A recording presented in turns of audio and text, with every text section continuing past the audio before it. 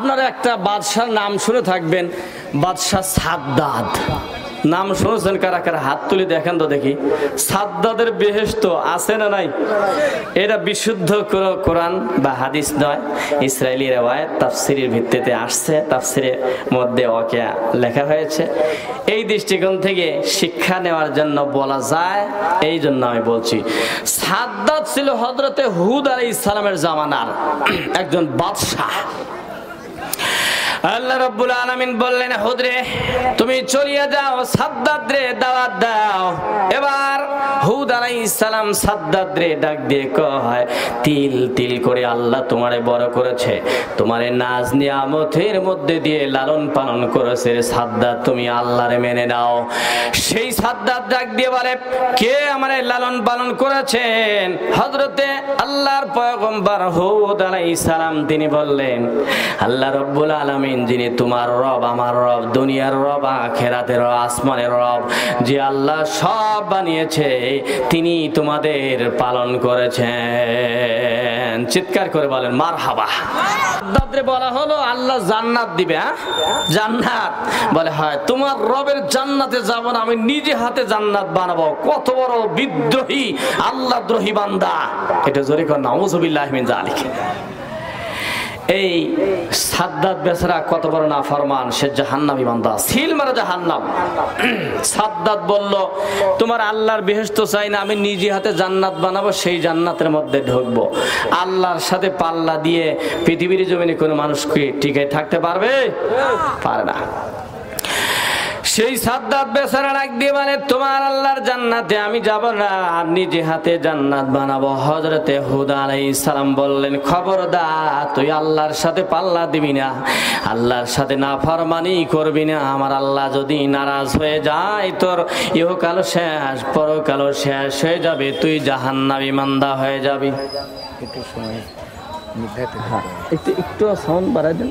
হ্যাঁ, এইবার আমার বাপজির আমার গভীর মনোযোগ লাগান। হুদ আলাইহিস সালাম ডাক দিয়ে বললেন, সাদ্দাদ রে তুই নিজে হাতে জান্নাত বানাবি। মুলকে ইয়ামান রাষ্ট্রের মধ্যে 300 বিঘা জমি এরিয়া সে কিনে নিল। কেনার পরে সে তো বাদশা নামদার, জান্নাত বানাবে, সুন্দরী সুন্দরী নারী দিয়া সেই জান্নাত বানিয়েছে। এরপরে বলল, হুদ রে তোমার আল্লাহর জান্নাত কি দিয়ে বানানো? হযরতে হুদ আলাইহিস সালাম তিনি বললেন, লাবিনাতুম মিন ফিজ্জা লাবিনাতুম মিন যাহাব। আমার আল্লাহর বেহেশত খানা বানানো হয়েছে, একটা ইট রয়েছে স্বর্ণ, আর একটা ইট হচ্ছে রূপা। স্বর্ণ আর ইটের রূপের দ্বারা, রূপার দ্বারা তৈরি ইট দ্বারা আমার আল্লাহ জান্নাত বানিয়েছেন। আল্লাহু আকবার, জোরে কর। এই জান্নাতে যাবেন কারা কারা? দুই হাত তুলে দেখি, লিল্লাহি তাকবীর। সেই সাদ্দাদ বেচারা আল্লাহরে মানলো না, হুদ আলাইহিস সালাম রে মানলো না। আমার আল্লাহ ডাক দিয়ে বললেন, এ হুদ আলাইহিস সালাম, সে তো নিজে হাতে জান্নাত বানাতে চায়, আর আমি আল্লাহ তারে জান্নাত বানাবো, জান্নাত বানাবে, কিন্তু জান্নাতে ঢোকার সে অনুমতি, চান্স পাবে না। এবার সেনাবাহিনী মোতায়েন করলো, যেখানে স্বর্ণ পাওয়া যায় নিয়ে আসো, যেখানে চন্দ্র চাঁদ পাওয়া যায়, কি রূপা পাওয়া যায়, সেখান থেকে রূপা নিয়ে আসো। এইবার সেনাবাহিনীরা দিক দিগন্তে রওনা করেছে, স্বর্ণ নিয়ে এসে হাজির করে দেয়, রূপা নিয়ে এসে হাজির করে দেয়। 22,000 মানুষ মিলে, আমার বন্ধু, অনেক 30 বছর সময় লেগে গেল। 22,000 মিস্ত্রি, 30 বছর সময়। বলেন তো দেখি, এই হায়াত কে দান করেছে? আরো জোরে কান, কে হায়াত কার? এক হাত উঁচু করে বলেন, আমাদের হায়াত কার?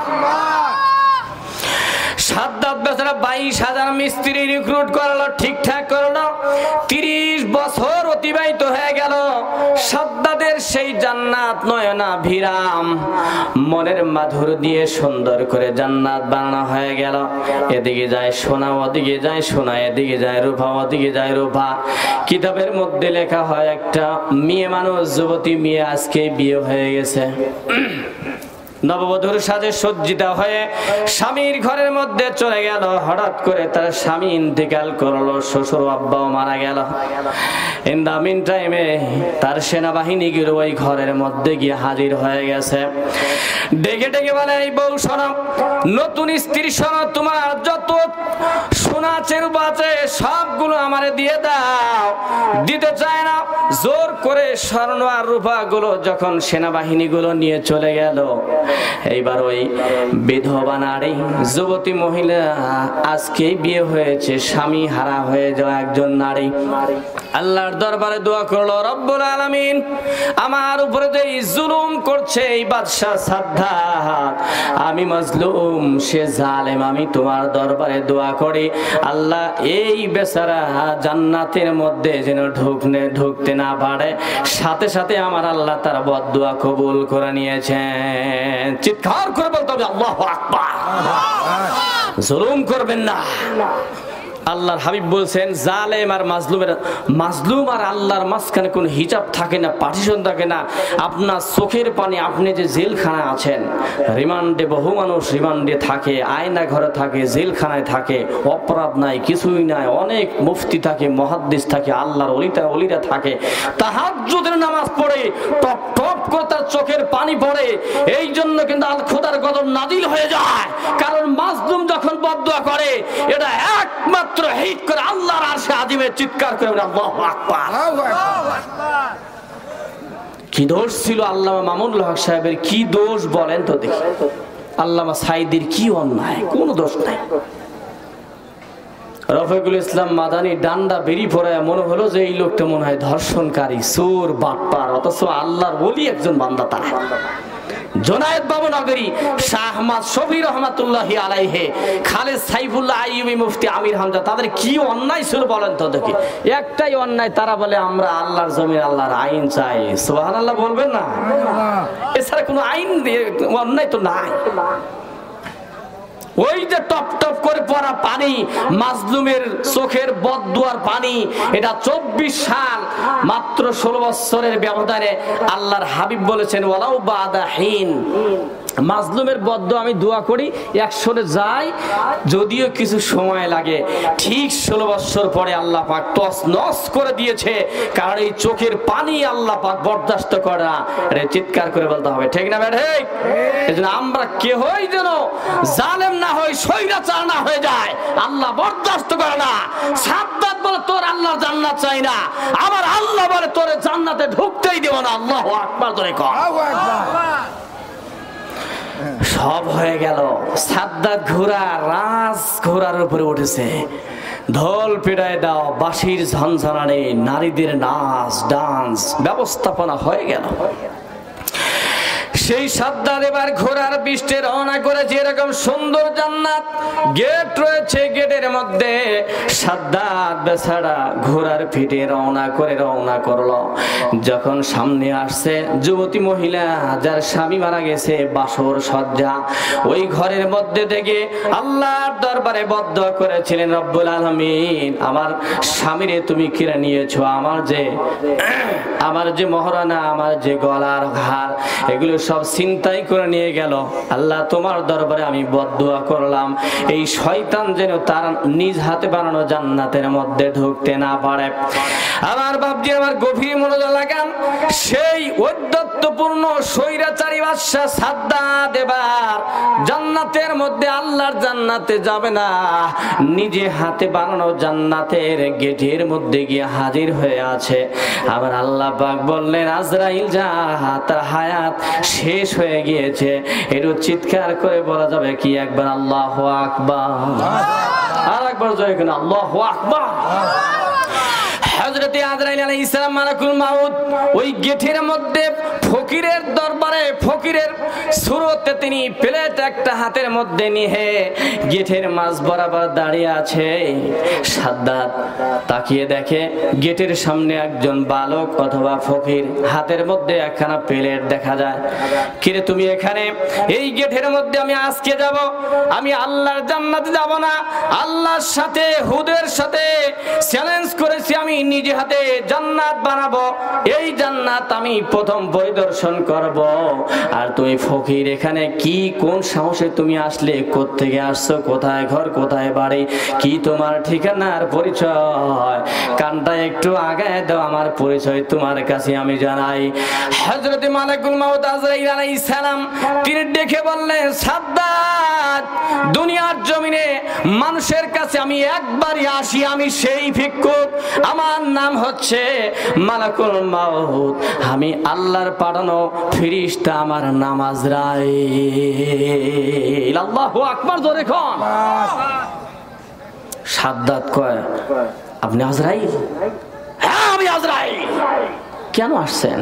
কয়, জানো না আমি একবারই আসি। সুবহানাল্লাহ বলবেন না? আমি একবার আসি, তবে মারে এতিম করে দেই, সন্তানরে এতিম করে দেই, স্ত্রীরে বিধবা করে দেই, আমি সেই আজরাইল। তুই অদ্ভুত বড় স্বৈরাচারী বাদশা, আল্লাহর সঙ্গে চ্যালেঞ্জ, তোর জান্নাতে আল্লাহ ঢুকতে দেবে না। তোরটা বাস্তবায়ন হবে না, আমার আল্লাহরটাই বাস্তবায়ন হবে। আল্লাহু আকবার, জোরে কর।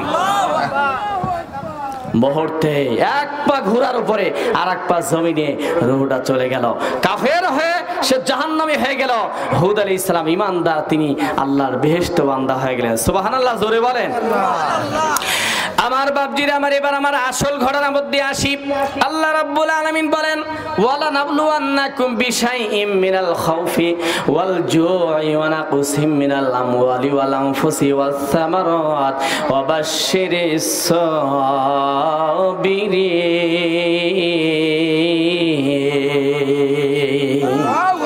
আর একবার জোরে সবাই বলেন আল্লাহু আকবার।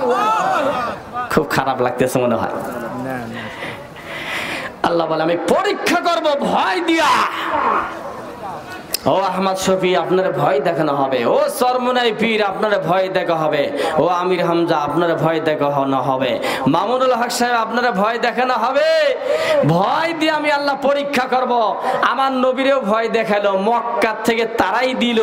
অবশেষে আমার আল্লাহ বলে, নবী হে, যখন স্টিল পরিচয় দিয়েছেন, ধৈর্যের পরিচয় দিয়েছেন, গোটা মক্কা আর মদিনা আবু জেহেলের থেকে ছিনায়া তোমার পায়ের নিচে তারা ফিরাই দিয়েছি। আর ওই মক্কার মদিনা কুরআনের রাষ্ট্র বানায় দিয়েছি। আল্লাহু আকবার, জোরে কর। আল্লাহু আকবার।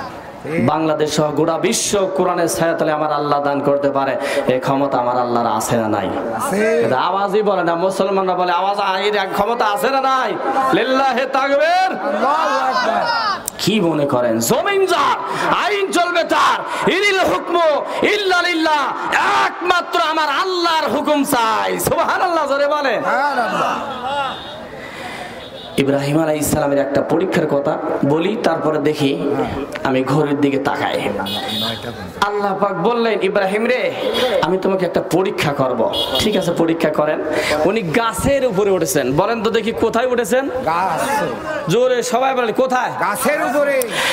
আল্লাহ রাব্বুল আলামিন বললেন, মিল্লাতা আবিকুম ইব্রাহিম হুয়া সাম্মাকুমুল মুসলিমিন। এই ইব্রাহিম কোথায় উঠেছেন? বলে গাছের ডগায়, ডালের উপরে আমি উঠে আছি। আল্লাহ পাক বললেন, একটা পরীক্ষা। 80 বছর বয়স হয়ে গেছে ইব্রাহিম, তুমি তোমার সুন্নতে খতনা এখন পরীক্ষা দিতে হবে।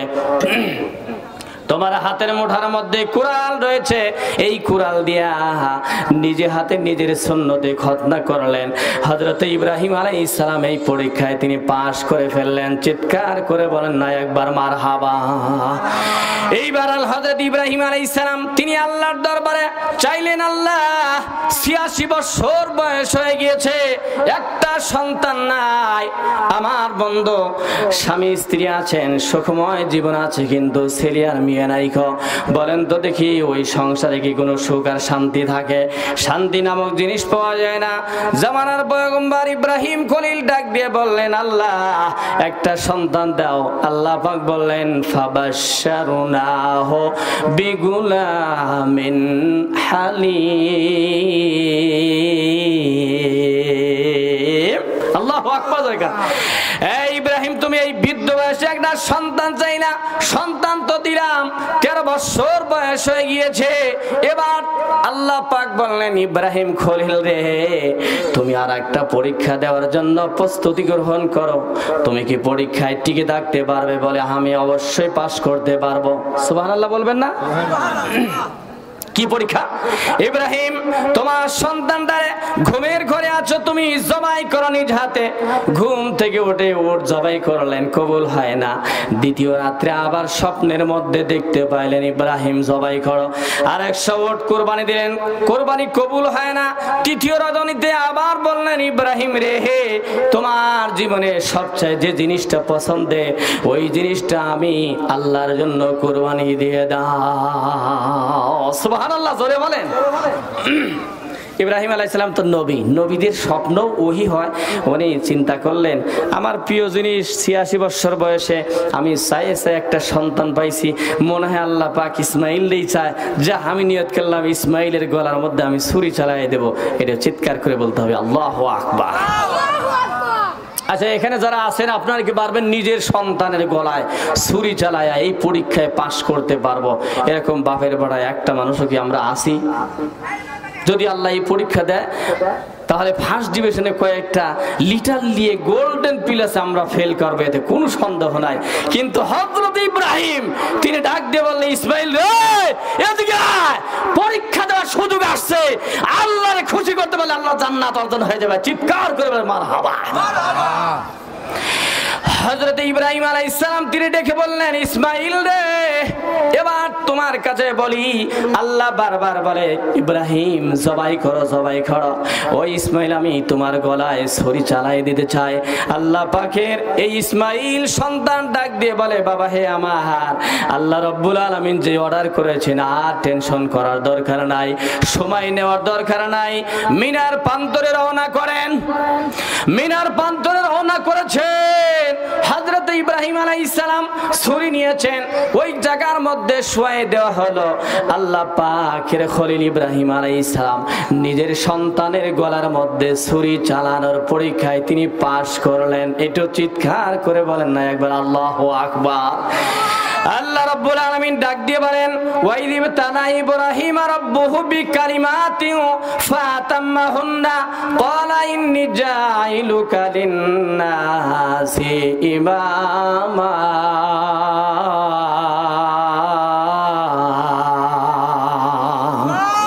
আরেকবার জোরে বলে সবাই একবার একসাথে বলেন আল্লাহু আকবার। ইব্রাহিম রে কয়েকটা পরীক্ষা দিলাম, সব পরীক্ষা তুমি পাস। এজন্য আমি আল্লাহ খুশি হয়া গোটা পৃথিবীর জমিনে সব মানুষের জন্য আমি আল্লাহ তোমার ইমাম বানায় দিলাম। চিৎকার করে বলেন মারহাবা। আল্লাহ রাব্বুল আলামিন পরীক্ষা করতেছেন। পরীক্ষা ছাড়া আপনার দাম কিন্তু বাড়বে না, পরীক্ষা ছাড়া আপনার মূল্যায়ন হবে না, পরীক্ষা ছাড়া আপনি জান্নাতের মধ্যে যেতেও পারবেন না। আমার বাপজির আমার গভীর মনোযোগ লাগান। এবার আল্লাহ পাক ডাক দিয়ে বললেন ইব্রাহিম রে আর একটা পরীক্ষা করব। তোমার বাবা যখন তোমারে বলেছিল তুমি মেলার মধ্যে যাও নাচ আর গান করতে হবে, হযরত ইব্রাহিম আলাইহিস সালাম বললেন না গো বাবা, আমি মেলার মধ্যে যাইতে পারি না, কারণ তোমাদের হৃদয়ের মধ্যে শিরকিয়াত আছে, আল্লাহর তাওহীদ নাই, আল্লাহর ভয় নাই। কিন্তু আমি আমার আল্লাহ রাব্বুল আলামিন রে ভয় পাই। আল্লাহু আকবার জোরে কোন। হযরত ইব্রাহিম আলাইহিস সালামকে বলার বাবা সন্তান রে ডাক দিয়ে বললেন, আজর ডাক দিয়ে বললেন ইব্রাহিম রে তুমি, বাপ ডাক দিয়ে বলে মেলার মধ্যে যাবে না, এবার কিন্তু আমরা আগুন দিয়ে তোমারে পোড়ায় দিব। আমার আল্লাহ পাক বললেন ইব্রাহিম এবার পরীক্ষা শুরু হয়ে যাবে, তুমি কি পাশ করতে পারবে? ইব্রাহিম আলাইহিস সালাম তিনি বললেন অবশ্যই আমি পাশ করতে পারবো। বিশাল বড় এরিয়া বিশিষ্ট এলাকা জুড়ে আগুন লাগায় দেওয়া হলো, ধাও ধাও করে আগুন জ্বলতেছে আর ইব্রাহিম আলাইহিস সালামকে টানা টেনে হেসে আগুনের মধ্যে নিক্ষেপ করার প্ল্যান প্রোগ্রাম চলতেছে, কিন্তু উঠাতে পারে না। কারণ ইব্রাহিম আলাইহিস সালামকে প্রোটেকশন দিয়েছে আমার আল্লাহ ফেরেশতার মাধ্যমে। চিৎকার করে বলতে হবে একবার মারহাবা, আর একবার জোরে সরে কোন মারহাবা। আমাদের সাহায্যকারী একজন ঈমান থাকলে বলেন তো তিনি কে? জোরে কয় না তিনি কে? ইব্রাহিম আলাইহিস সালামকে আগুনে ফেলে দেওয়া হবে, এখানে বসা আছে, ওখানে ধাও ধাও করে আগুন জ্বলতেছে। সেই সময়ের ভিতরে হযরত জিবরাইল আলাইহিস সালাম চলে এসেছে। জিবরাইল এসে ডাক দিয়ে বলে, ইব্রাহিম আমার কাছে সাহায্য চান, আমি আগুন থেকে বাঁচায় দেই। হযরত ইব্রাহিম আলাইহিস সালাম বললেন, না আমি তোমার থেকে সাহায্য নেব না। এবার মিকাইল আলাইহিস সালাম চলে আসলেন, আল্লাহর খলিল ইব্রাহিমকে ডাক দিয়ে কয়, ও ইব্রাহিম আমি সাহায্যের জন্য আসছি, আমার থেকে সাহায্য চান। ইব্রাহিম আলাইহিস সালাম বললেন, আমি তোমাদের থেকেও সাহায্য নিব না। মিকাইল আলাইহিস সালাম চলে আসলেন, আমার থেকে সাহায্য নাও। হযরত ইব্রাহিম আলাইহিস সালাম সাফ বলে দিলেন, না আমি সাহায্য নিতে পারবো না। ইসরাফিল, আজরাইল সব ফেরেশতা যখন ফেল মারলো, এবার ইব্রাহিম ডাক দিয়ে বলে, জিবরাইল, মিকাইল, ইসরাফিল, আজরাইল রে, তোমারে কে পাঠিয়েছে সাহায্য করার জন্য? বলে যে আল্লাহ রাব্বুল আলামিন পাঠিয়েছেন। এইবার ইব্রাহিম আলাইহিস সালাম বললেন, তোমরা মাখলুক, আমিও মাখলুক, তোমাদের থেকে আমি সাহায্য কামনা করি না। আল্লাহর যদি ভালো লাগে আমার আল্লাহ নিজে হাতে আমাকে এই আগুন থেকে বাঁচায় দিবে। আল্লাহু আকবার, জোরে কোন বলেন তো দেখি, আগুন থেকে বাঁচাবে ইব্রাহিম আলাইহিস সালামকে, এই ক্ষমতা আমার আল্লাহর আছে না নাই? জোরে কোন আছে না নাই? লিল্লাহি তাকবীর। এইবার ইব্রাহিম আলাইহিস সালাম বামন গ্রাম থেকে 200 টাকা ইব্রাহিম আলাইহিস সালাম আগুনের মধ্যে নিক্ষিপ্ত হয়ে গেল। এখন কি করবে? জিবরাইলেরটা নিলেন না, মিকাইল থেকে নিলেন না, ইসরাফিল, আজরাইল কারো থেকে সাহায্য নিলেন না। ইব্রাহিম আলাইহিস সালাম কত বড় পরীক্ষা দেখেন, আগুনে ফেলবে, পরীক্ষা টিকে থাকার একটা প্রশ্ন। আমার বাপজি আমার গভীর মনোযোগ লাগান। এবার ইব্রাহিম আলাইহিস সালাম যখন তিনি ঈমানের দিকে তাকিয়ে আল্লাহর সাহায্যের দিকে তাকিয়ে আছেন, যে আমাকে যদি আমার আল্লাহ সাহায্য করে এটাই আমার জন্য যথেষ্ট, আমি আজরাইল, মিকাইল, জিবরাইলের থেকে সাহায্য চাই না, কারণ তারা তো সাহায্য করতে পারে না। সাহায্য করতে পারে একজন, বলুন তো তিনি কে? লিল্লাহি তাকবীর। হযরত ইব্রাহিম আলাইহিস সালাম আগুনের মধ্যে চলে গিয়েছেন, ধাউ ধাউ করে আগুন জ্বলতেছে। আজও ডাক দেবারে 40 দিন পেরিয়ে গিয়েছে। আল্লাহ রাব্বুল আলামিনের এই পয়গম্বর ইব্রাহিম আমার সন্তান দেখি আগুন ধাউ ধাউ করে আগুন জ্বলতেছে, আগুনের মধ্যে আমার শত্রু ইব্রাহিম কি অবস্থা আছে, চলো না যায়। পাহাড়ের উপরে উঠে গেল, টিলার উপরে উঠে গিয়েছে। হযরত ইব্রাহিম আলাইহিস সালামের দিকে তাকিয়ে দেখে আগুনের মধ্যে বিশাল বড় সুন্দর, মনে হয় যেন রাজপ্রাসাদের মতো একটা সিংহাসন। ওই সিংহাসনের উপরে জাতির পিতা ইব্রাহিম আলাইহিস সালাম তিনি বসা রয়েছেন। চিৎকার করে বলেন আল্লাহু আকবার। আজর দেখে জ্বলে পুড়ে অগ্নি শর্মা হয়ে যায়। আমার দুশমনরা আগুনের মধ্যে নিক্ষেপ করলাম, কিন্তু আমার আল্লাহ বলে তোর দুশমনরা আগুনের মধ্যে নিক্ষেপ করলে কি হবে? আগুনকে আমার আল্লাহ বলে খবরদার, একটা পশম পোড়ানো যাবে না, আমার খলিল তোমার ঘরের মধ্যে ঢুকেছে। এটা চিৎকার করে বলতে হবে মারহাবা। ওই আল্লাহ, আমি আপনাদেরকে প্রশ্ন করে বলেন তো, ওই আল্লাহর ক্ষমতা এখনো আছে না নাই? কথাই কয় না, আছে না নাই? আছে, এখনো আছে। খালি দাঁড়ান, দেখবেন কোরআন পাশ হয়ে যাবে, আল্লাহর জমিনে আল্লাহর আইন পাশ হয়ে যাবে ইনশাআল্লাহ। আল্লাহ নবীদেরকে, আলেমদেরকে, আল্লাহর ওলিদেরকে, আমাকে আপনাকে, চরমুনার পীরকে আল্লাহ পরীক্ষায় ফেলে দিয়েছেন। বাবু নগরী পরীক্ষা দিয়ে শহীদ চলে গেলেন। সাইদি রহমাতুল্লাহি আলাইহিকেও আল্লাহ রাব্বুল আলামিন পরীক্ষা করলেন। আল্লাহ মামুনুল হক সাহেব পরীক্ষা দিচ্ছেন। আল্লাহ পাক যেন পরীক্ষায় পাশ করা তৌফিক দেয়, আর কোরআনের বাংলা, কোরআনের বিশ্ব হয়েছে, এই দৃশ্য যেন আমরা দেখতে পাই। পারে চিৎকার করে বলতে হবে আল্লাহুম্মা আমিন। আল্লাহ পাক ডাক দিয়ে বলেন, শোনো হে বান্দা, কুলনা ইয়া নারু কুনি বারদাও ওয়া সালামান আলা ইব্রাহিম।